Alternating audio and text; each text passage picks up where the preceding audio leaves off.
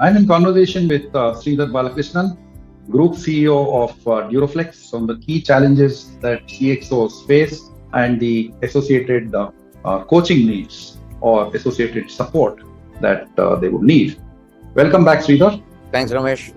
So, Sridhar, resuming our conversation, let me ask you the next one, which is many times as a coach, I face this question from senior people. It becomes very important when CXOs are talking about this because they are all very senior in the system.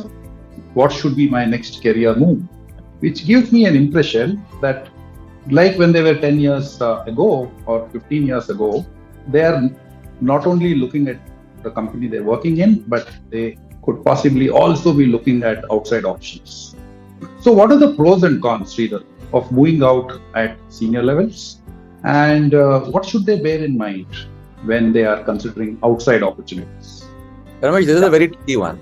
Okay, and I don't know whether there is any black or white answer to this one. So there's no one right answer, because I think at CXO levels, as we've discussed, the opportunities are limited, whether within or outside. So I think luck and providence do play a role in terms of determining the opportunities that come your way. But the only thing CXOs can focus on is in terms of being prepared. And I'll possibly share how I've looked at it, but it might just be helpful for people to use this framework while making choices. So I think first is obviously delivery on the current role becomes critical, because at CXO levels, it's your effectiveness in terms of impact on whatever you're doing that matters.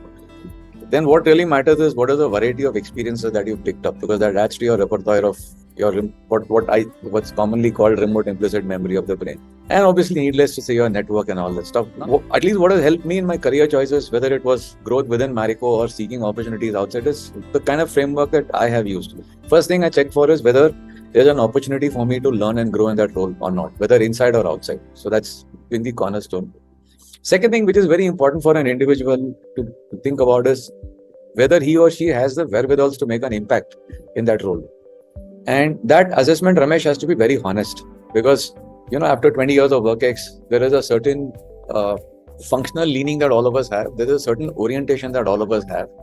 There are certain core skill sets that we all have. You have to be very clear that whether that covers bulk of what is required for that role or not. Otherwise, misassessment there can really ensure failures of CXO roles. I think third most important thing, which is more relevant when you're making shifts outside the organization, not so much relevant within the company, is an assessment of whether you'll be culturally fit in that place or not. Because this can be a make or break in terms of career moves. And fourth, most importantly, I check for a place where the culture is such that it has a positive impact on my health, physical, mental, or emotional. So I think broadly, these are the four parameters, at least, which I have looked at. The other things, in my view, whether it's success, money, wealth, etc., as an outcome.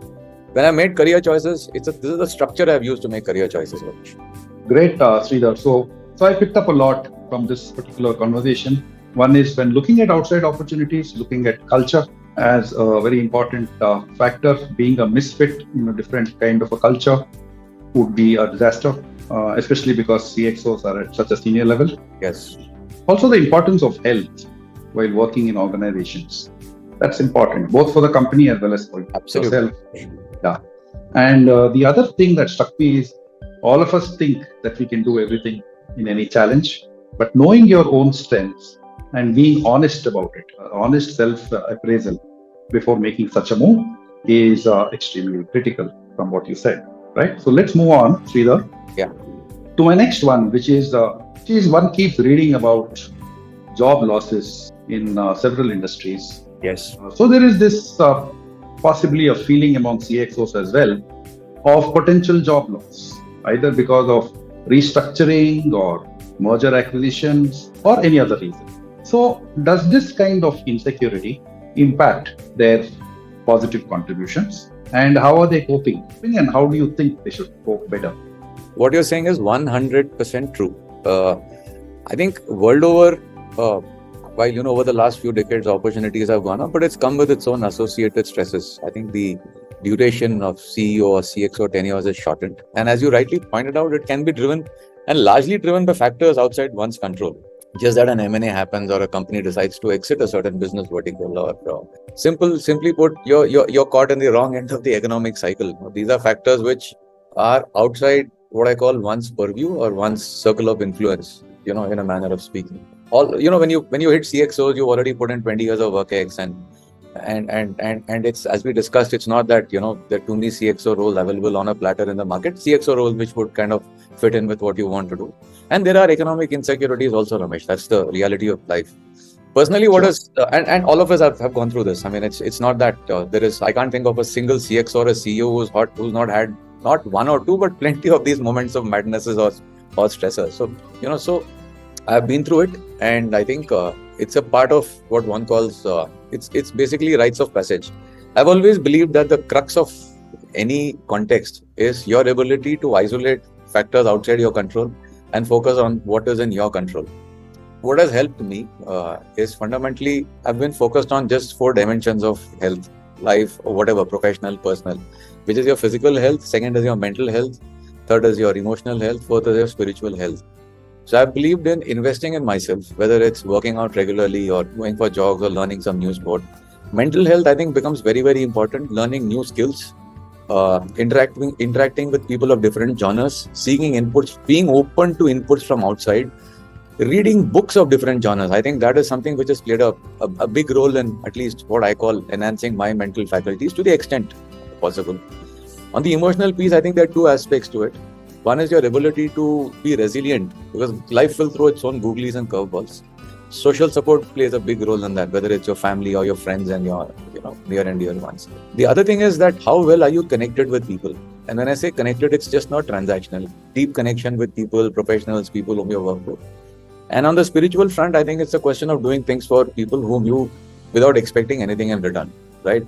Now, it seems very simplistic. People find it difficult to correlate all these factors to professional success, but they have a deep correlation. If you're physically fit, you can take on higher stress. If you're mentally fit, naturally your skill sets are better than the guy next door, and your ability to cope with challenges, openness to learn and change goes up.